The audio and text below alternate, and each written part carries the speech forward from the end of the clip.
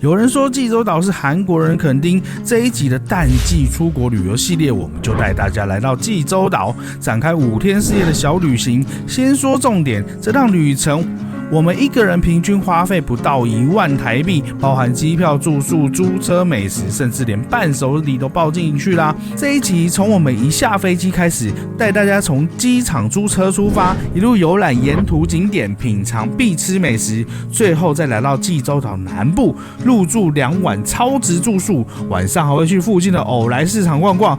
我们一口气挑战了9家在地偶来市场小吃，我敢说这集不只介绍观光客必吃的美食，连租车住宿行程安排都划算到爆炸。想要来济州岛玩，千万不要错过哦。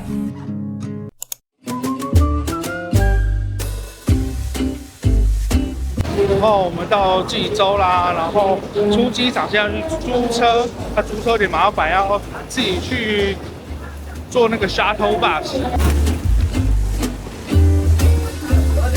耶！我们今天坐的是 Angel Rent a Car 天使租车，然后他告诉我说是在5区14号，所以我们现在放行李啦，这蛮简单的啊。上车哦，找位置随便坐。来到 Blackpink 的故乡，很开心吧？耶！好，我们到啦，然后这边离机场大概5分钟的车程而已。哎呦，还有迎宾哎！我们终于可以拿到我们车，我们今天租的是 Carnival， 应该是这样念吧？对，我们对这个车非常的习惯。对，因为我们家是开就是比较小一点点的 Kia。我们租这台车啊，其实是9人座，那这个地方下面地方它是可以掀起来的，这边是可以拉出椅子来的啊。那我们用不到。韩国啊，租车我觉得冷冰冰的，但是速度还蛮讲求效率的。今天坐的这台车，它一天是1600的台币，24小时算的。这个很棒，就是大家都是一个独立的座位，我觉得6个人1人1个座位很棒。最后跟大家讲一下，韩国啊是没办法用 Google Map， 所以你必须要用他们的导航，这个叫做 Naver， 这个才可以导航。啊，反正有什么问题在底下留言问我就好了。这里是姐妹面条呢，是我们的好朋友莱恩狮子推荐我们来的店。我们是第一次来韩国，第一次来济州岛，所以一定是走非常观光客的行程，就来吃看这家到底怎么好。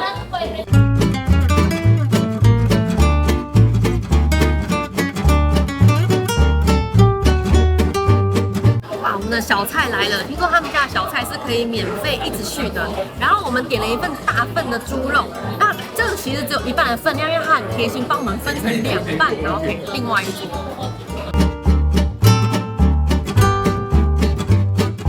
姐妹面条的菜单其实非常的单纯，就是汤面，然后这个是辣的拌面，然后还有水饺，它水饺其实看起来蛮像馄饨，然后跟猪肉是这样子而已。好，现在是他们的招牌猪肉汤面。其实我们是点大碗的，然后正常的话就是1万韩币嘛。对，大碗的加1000。对，我觉得加这1000还蛮行的，很大碗的，我觉得应该你一个人吃不完。我觉得这汤头吃起来有点像日式拉面豚骨汤，但是又稍微有点不一样，总之就是炖的很浓郁的大骨汤。然后它的面呢，看起来是这种黄面啊，跟我们台湾的面其实是有点像。担面。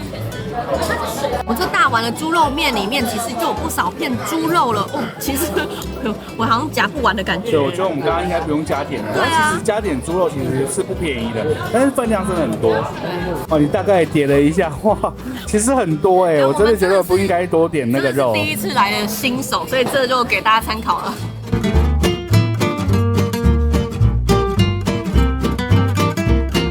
会很辣吗？入口的时候不会，它是后劲会慢慢的出来。对我来说，要吃完整碗面是有困难，但吃一口的话是非常好吃的。它的辣是带有一点酸的调味，然后面呢比热的还要 Q， 因为这种面大概就是如果在低温的时候呢，就会呈现出比较 Q 的样子。会像那种盛冈冷面那种感觉吗？盛冈冷面我没有印象，可是就是真的是那种你对冷面好吃的冷面的印象。哦，肉也是非常的多哎，比较吧。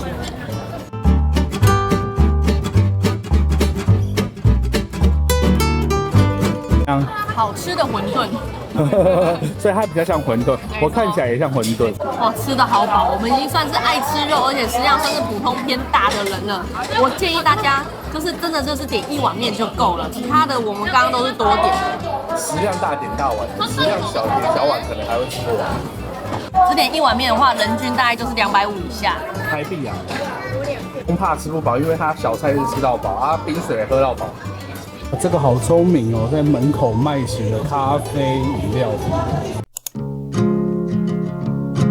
吃完饭，我们来到离湖海边小马灯塔，这个景点离我们刚刚的姐妹面有非常的近，开车1分钟，走路也可以到。然后呢，比较有名的就是因为它的灯塔做成小马造型，一红一白，非常的可爱。但我觉得这里最吸睛的呢，不是那个灯塔，而是现在的气温大概就只有个位数而已，竟然有人在里面冲浪。太厉害了！既然这么冷，可以在那边冲浪哎！哦，我们现在是12月中来，然后我来之前一直很怕说，会不会冷到受不了？就还好，因为它跟日本一样也是偏干的气候。可是因为济州岛呢，它是个海岛，你就是吹到海风的时候啊，还是会觉得更冷一些。没吹到风的时候就还可以接受。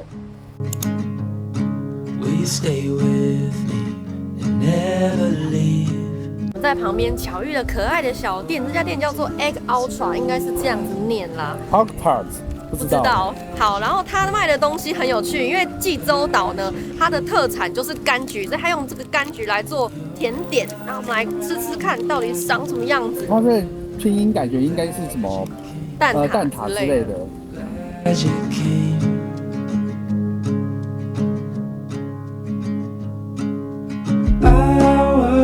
还没吃到里面，但真的是蛋挞就是外面这层皮真的很像蛋挞的皮。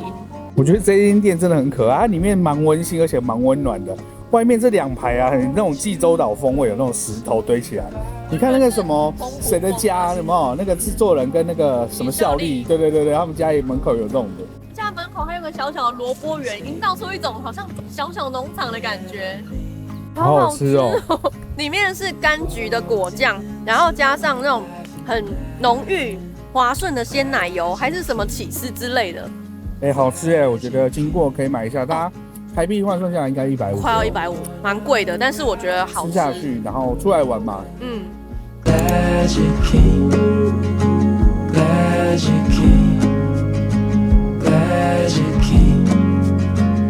我们开了几10分钟的车来到霞彩海边，其实路程不远，只是说沿路它的限速都非常的慢，所以难怪来这里会有一种度假的感觉，因为你就是得慢慢开，你再怎么急性子都没有用。它一路都限速30啊，而且很多车都不敢开快。没错。好，这个霞彩海边呢，它最有名的就是这个叫做果冻海，对不对？对，真的非常漂亮，很像水彩画，各种不同的蓝，然后渐层交织在一起。说这个济州岛上面就有3个地方可以看，这其中之一。这个地方很特别，你可以看几个东西，像我现在脚下踩的黑黑的，这个就是火山熔岩，然后它有非常多的那个孔洞，然后再来呢，像这个海面呢，就是那种住度假海岛才会有这种颜色，可是这里居然有这种细白沙，然后再加上漂亮的海，然后同时它又有还蛮大的海浪。跟你讲，还有更厉害的东西，上面还有鸭子在游，太厉害了！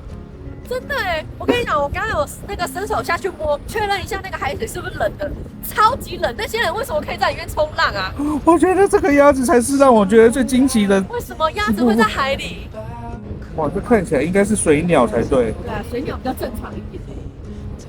这个季节玩济州岛，你需要一点热情，才能抵挡得住这里的寒风哦。天哪，我耳朵好痛。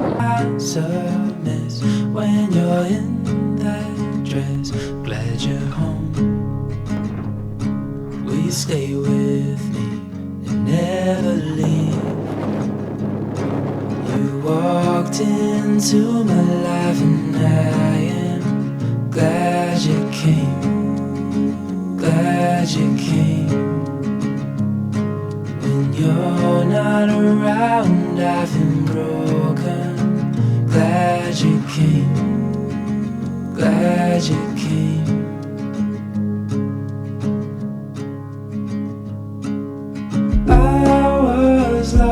Till I fell in your eyes, had me wondering why I feel like home. I hold you close so your body till the end of time before we go. Will you stay with me? Never leave.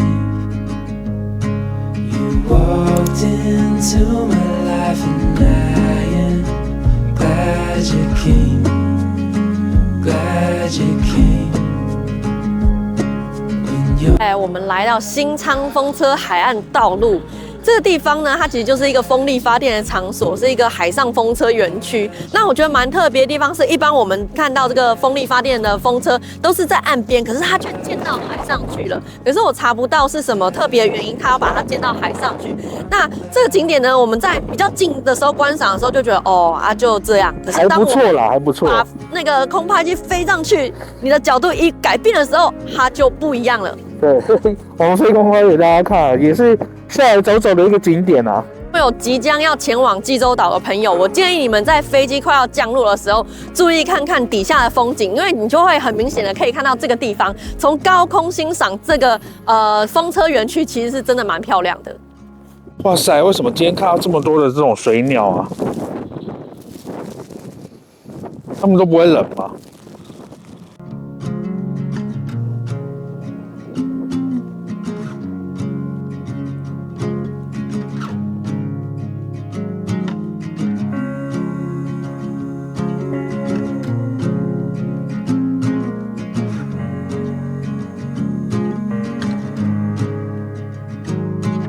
？Sunlight dances on the balcony as I wait for thee to come home.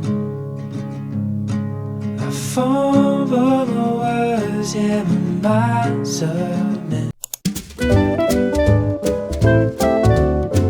金桔西归浦海洋酒店，那这个地方呢，它其实是在济州岛的南边，然后在欧莱市场的附近，所以我们会选择在这边住2天。对，走到欧莱市场大概只要2-3分钟而已。它这个大厅其实不大，我觉得算是一个商务旅馆的等级，但是我觉得还蛮舒适温馨的感觉。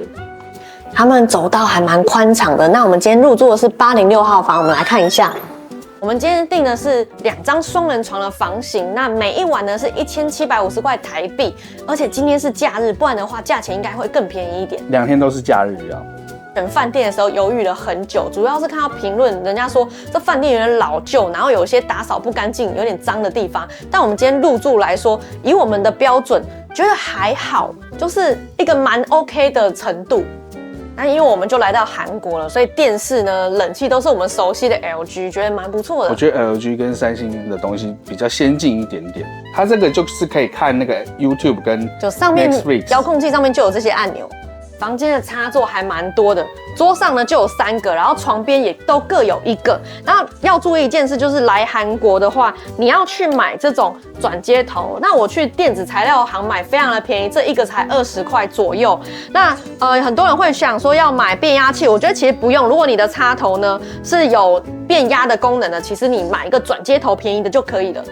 韩国的插头是长这样，2根圆柱体，那有分细的跟粗的，大家记得要买粗的才能用哦。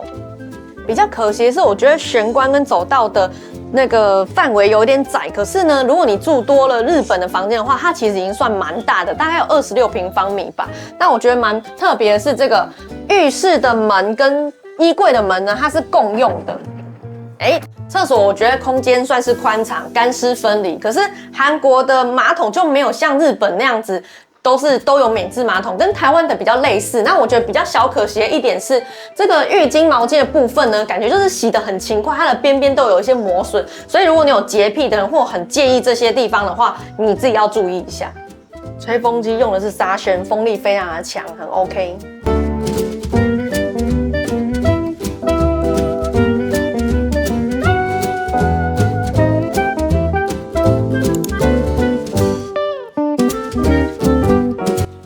来逛西归浦每日欧莱市场，那这个市场呢，它其实从早上到晚上都有，只是晚上好像开的店是稍微少一点点，比较冷清安静一点点，但还是可以逛一下啦。我们中午吃太饱，想说来这边看看有没有什么小吃这样。说婆婆妈妈也跟超喜欢，然后马上逛起来。逛我最开心就是我妈了。济州岛呢有非常多象征性的东西，那其中一项就是橘子。市场里面有卖很多的新鲜橘子跟橘子制品，没想到连纪念品也做成橘子的样子。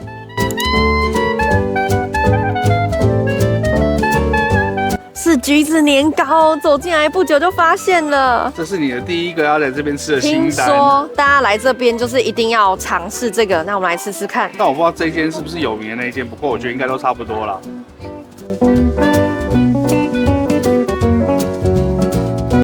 在生气的小子吃了也说好吃，对不对？好好吃哦，我好喜欢哦。怎么办？跟大家的感想都一模一样，就是它的橘子非常的多汁，然后配上红豆加麻薯的皮，怎么会这么搭啊？那我们今天吃他们的橘子没有很甜，然后那个酸还可以微微解掉那个红豆的腻哦，就是很合台湾人的胃口，真的。好吃好吃好吃，一定要试，好吃对不对？一定要吃对不对？那你们的战利品拿出来，这是什么？是糖饼。这里有一种既熟悉又陌生的感觉，好像把台湾的传统市场跟黄昏市场的集合到日本的商店街里面。现在晚上7、8点了，还在卖菜卖水果，其实蛮有趣，蛮好玩，蛮不错的。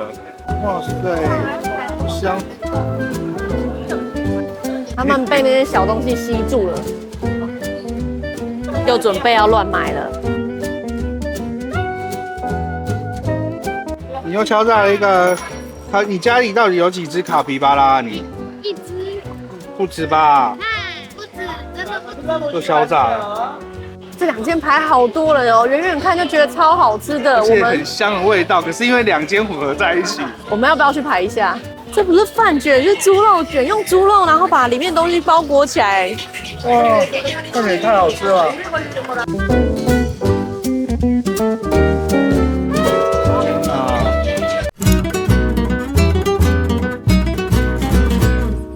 人家说来到市场都一定要来喝一个橘子汁，可是它好多选择哦。多少钱啊？3000韩币。我突然觉得我们好有钱哦，我说3000几万的在花这样子，前几天领钱还领了100多万。我看到影片里面人家喝这种橘子汁啊，都是他会帮你开一个洞，然后插吸管下去。我不知道为什么我没有，但没关系，我就这样喝就好了。初体验，有什么特别的地方吗？真的很像跟吃水果一样。我喝有一种美日西的感觉。你要不要说美丽果？美丽果也有像。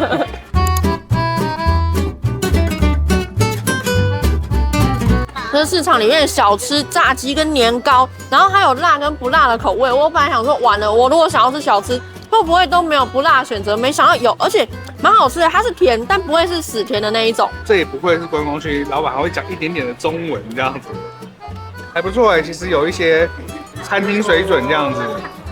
这年糕啊，已经弄到像炸过的萝卜糕一样，外表有一点酥酥的，还蛮特别。我们没有吃过这种口感。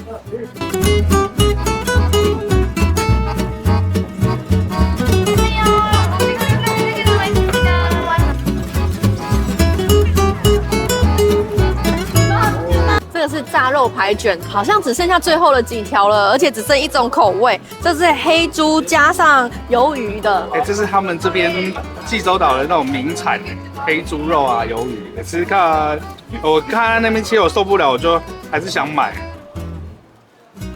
还在冒着烟。我不确定这是不是传统食物但是我是觉得它蛮像饭卷的。然后它其实里面呢就是薄薄的一层海苔，薄薄一层肉，然后再裹上面衣下去炸。对，我第一次吃东西，我自己蛮喜欢的，我觉得蛮有到当地尝试新鲜事物的感觉。那这个不知道什么酱，很像糖醋酱，闻起来啦。麦当劳糖醋酱。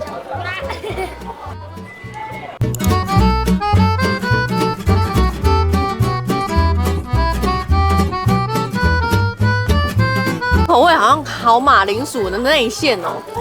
我终于体会到那种当观光客的感觉，因为看到别人排队就会想要吃吃看这样。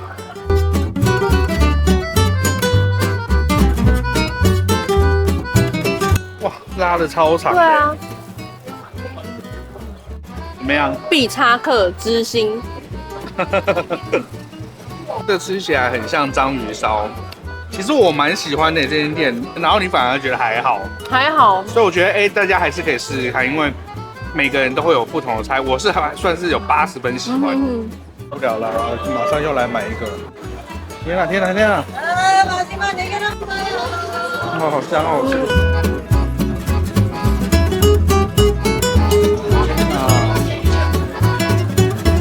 还在逛卡皮巴拉哦。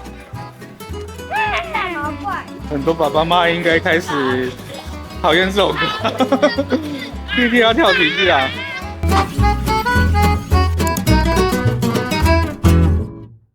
整条东西都蛮贵，买橘子最划算。然后有一种感觉就是我下午在超市买橘子太贵了，有点不是那么开心。对不对？对。然后这边好便宜，这一袋100块，100多一点台币而已。天哪，鲍鱼！然后你看10颗比较小颗的，1万韩币，然后4颗很大颗的才也是1万。那比利时一下，其实它跟拳头差不多大。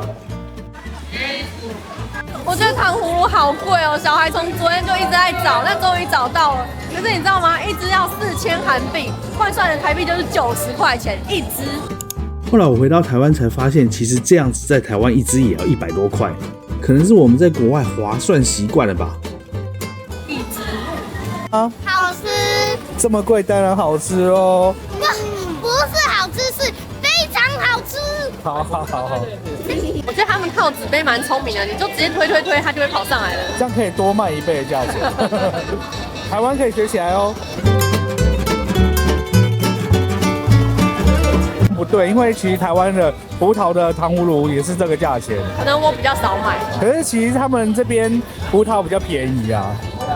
今天是假日的关系，所以整个人超多的，就像假日的那种夜市一样。你跑来这边吃松饼啊，台湾就有啦。100多块台币吗？115。都花了钱就有这么好吃。你又买？请问你又买了什么小废物？松饼啊，怎么了？不是很小废物吧？欧莱市场，我们觉得逛1个晚上或1个白天都不够，因为啊，周边其实还有蛮多东西的，而且东西其实都蛮好吃。对啊，我们逛一下这边其他地方给大家看。你看这个是白种人的咖啡耶。他的头像把它画的比较瘦一点。他之前有一阵子比较瘦一点。我们自己越来越肿，好像没有资格笑别人啊。没错，我们搞不好哪一天也是被人家说，他们最近好像也弄得比较瘦一点，是旧影片这样。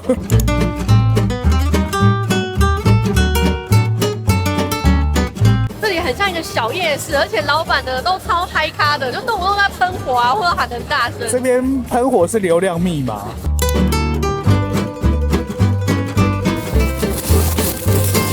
这流量密码有点太多，每一台都在喷火。这烤鲍鱼的价格呢是6个1万块韩币。那如果你是到超市自己买来弄的话呢，大概是10个1万块韩币。那但是有人帮你弄好，我觉得给点服务费是应该的。我觉得算还 OK 的，蛮喜欢的。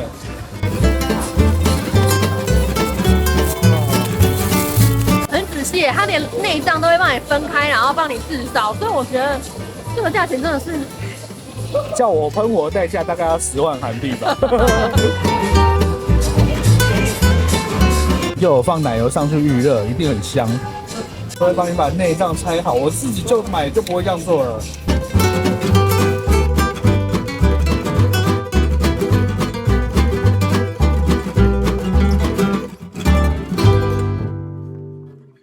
好幸福嫩吗哦！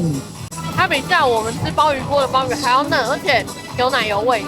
我觉得它这样烤一烤真的很香，而且如果我自己弄，我不会这么搞刚。最厉害的是它的行销手法，他说6个1万块，最后他都给人家7个。对，还帮你烤内脏这样。这里是什么喷火夜市吗？没有喷火就不能进来。这个是烤猪场。对，真的是喷火夜市哎。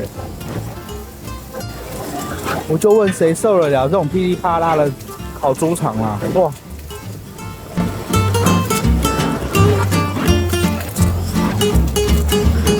它手法好华丽哦，而且那个猪场因为油脂的关系，整个下去那个炙烧的时候就噼里啪啦噼里啪啦，整个画面超震撼的。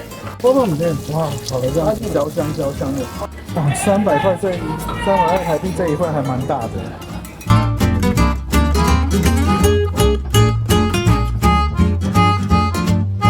试一下看看，哇，好香的感觉哦，很好吃哎。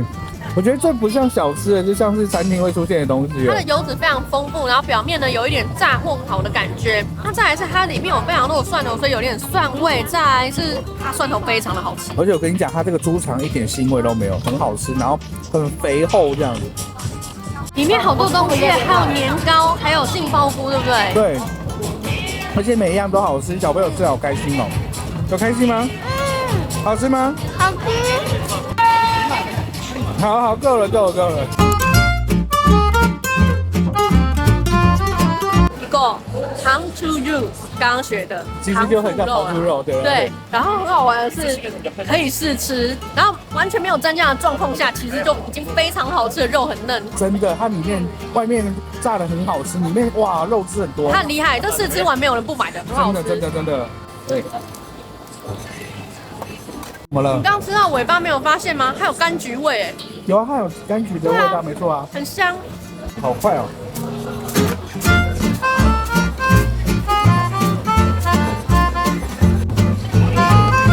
这个是满出来。对啊。是。Thank you。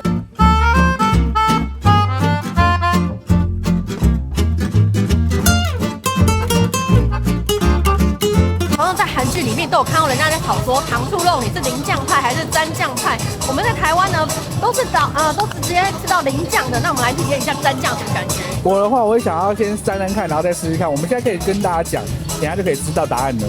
那先来试试看，怎么样？